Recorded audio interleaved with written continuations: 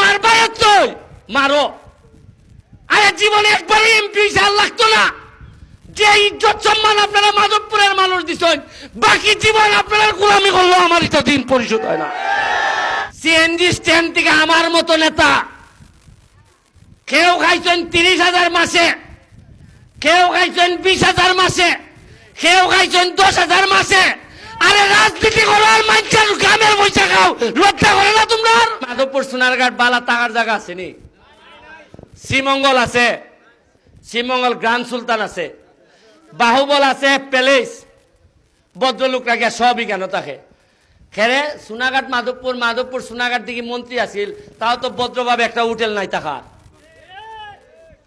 খেরে থাকলো না কেন? আমরা কি তা পয়সা কম আছিল না তা? আপনারা কি জানেন মাধবপুর ওই খাসটি ব্রিজ আছে না, চিনুননি?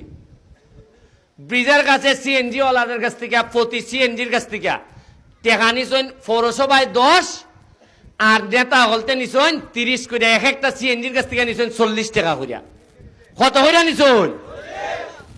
আচ্ছা, যে বেটায় সিএনজি ড্রাইভার ডেইলি আমার মতো নেতা হলে 40 দেওয়ান লাগে, এই টাকাটা যাত্রীর কাছ থেকে তুলছে না?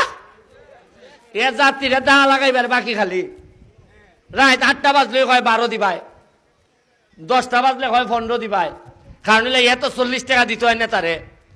আপনারা আশ্চর্য হইবা, সিএনজি স্ট্যান্ড থেকে আমার মতো নেতা কেউ খাইছেন 30,000 মাসে, কেউ খাইছেন 20,000 মাসে, কেউ খাইছেন 10,000 মাসে। আরে রাজনীতি করো আর মানুষের গ্রামের পয়সা খাও, লজ্জা করে না তোমরা?